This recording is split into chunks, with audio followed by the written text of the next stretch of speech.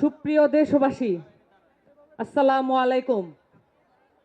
আজকে 28 ফেব্রুয়ারি 2025 এই তারিখটি বাংলাদেশের জনগণ সব সময় মনে রাখবে এই জন্য, কারণ বাংলাদেশে গত 53 বছরে একটি বাইনারি পলিটিক্সের মধ্যে আমাদেরকে ঠেলে দেওয়া হয়েছিল। আমাদের মধ্যে কোনো অপশন ছিল না, হয় একটি না হলে আরেকটি। এভাবে করে আমরা আমাদের নাগরিক অধিকারের কথা ভুলতে বসেছিলাম। এখন একটি সময় এসেছে এবং সেই সময় করে দিয়েছে বৈষম্য বিরোধী ছাত্র আন্দোলনের নেতৃত্বে হওয়া সেই গণজাগরণ, সেই গণ অভ্যুত্থান। 24 জুলাইয়ের গণ অভ্যুত্থানের মধ্য দিয়ে আমরা এই বাংলাদেশের নতুন রক্তক্ষয়ী ইতিহাসের একটি সমাপ্তি ঘটানোর স্বপ্ন দেখতে পারছি। এই স্বপ্নের মধ্য দিয়ে আমরা বাংলাদেশের একটি রাষ্ট্র পুনর্গঠনের কথা বলছি। কেন আমাদের এই রাষ্ট্র পুনর্গঠন প্রয়োজন? কারণ এই বাংলাদেশে কখনো বাংলাদেশকে অ্যাজ এ স্টেট, একটা রাষ্ট্র হিসেবে স্ট্যাবলিশ করার কোনো প্রচেষ্টা গ্রহণ করা হয় নাই।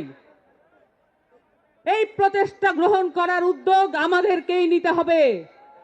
জুলাই অভ্যুত্থানের শহীদদের যে আত্মা, তাদের ত্যাগ আমাদের উপরে এই দায় চাপিয়ে দিয়েছে। এই দায় অস্বীকার করার কোনো উপায় নাই।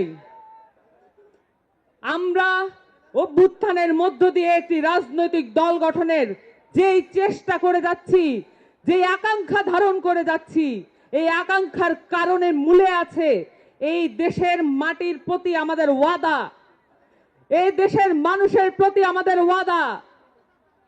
এই দেশের মানুষের সালে সালে বছরে বছরে যে স্ট্রাগল রয়েছে, যে সংগ্রাম রয়েছে, এই সংগ্রামকে আমাদের মধ্যে ধারণ করতে হবে। আমাদের এই নতুন রাজনৈতিক দলের যে আকাঙ্ক্ষা দেশব্যাপী আমরা দেখেছি, যেখানে মাঠে ময়দানে আমরা গিয়েছি, সেখান থেকে আমরা বক্তব্য পেয়েছি কেন আমরা রাজনৈতিক দল গঠনে এত দেরি করছি। আমাদের রাজনৈতিক দল গঠনের যে আকাঙ্ক্ষা আমরা দেখেছি মাঠে ময়দানে, সেটাকে সংগ্রহ করার জন্য আমাদের প্রত্যেকটি কর্মী, প্রত্যেকটি নেতা মাঠে মাঠে ছুটে গিয়েছেন। জাতীয় নাগরিক কমিটি এবং বৈষম্য বিরোধী ছাত্র আন্দোলন প্রত্যেকটি থানায় থানায়, ওয়ার্ডে ওয়ার্ডে ছড়িয়ে গিয়েছেন। আমাদের একটি নতুন রাজনৈতিক দল এজন্য প্রয়োজন, কারণ বাংলাদেশকে রাষ্ট্র হিসেবে গঠনের কোনো উদ্যোগ নেওয়া হয় নাই। আমাদের নতুন রাজনৈতিক দল এজন্য প্রয়োজন, কারণ বাংলাদেশের মাটি ও মানুষের কথা বলার কোনো রাজনৈতিক দল এই মুহূর্তে বাংলাদেশের মাটিতে নাই। বাংলাদেশে একটি নতুন রাজনৈতিক দল এজন্য প্রয়োজন, কারণ প্রত্যেকটি নির্বাচনে যে রক্তক্ষয়ী সংঘর্ষের মধ্য দিয়ে ক্ষমতার পালাবদল ঘটে, সেটাকে পরিবর্তন করার কোনো উদ্যোগ কেউ গ্রহণ করে নাই। আমাদের নতুন একটি রাজনৈতিক দল এজন্য প্রয়োজন, বাংলাদেশে মানুষ কোন দেশ থেকে তার ন্যায্য হিস্সা আদায় করতে পারে নাই। বাংলাদেশের কোন রাজনৈতিক দল, কোন রাজনৈতিক পক্ষ, কোন ফরেন মিনিস্টার পারে নাই আমাদেরকে ন্যায্য হিস্সা আদায় করে দিতে।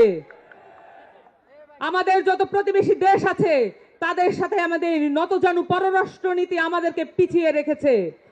সেখান থেকে মুক্তি পাওয়ার জন্য আমাদের একটি নতুন রাজনৈতিক দল প্রয়োজন। এই কথাগুলো আমরা গত 5 মাস ধরে বাংলাদেশের মানুষের কাছ থেকে আদায় করে এনেছি। তাদের মুখ থেকে আমরা শুনেছি তারা নতুন রাজনৈতিক দলের কাছ থেকে কি কি চান। আমরা শুনেছি তারা দুর্নীতি বিরোধী একটি সমাজ চান।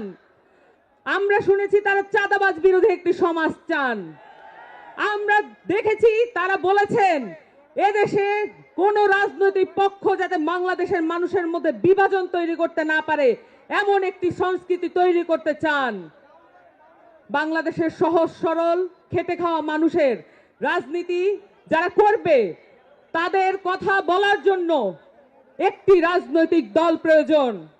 এবং সেই রাজনৈতিক দল এই 24 গণ অভ্যুত্থান আমাদেরকে সেই সুযোগ করে দিয়েছে।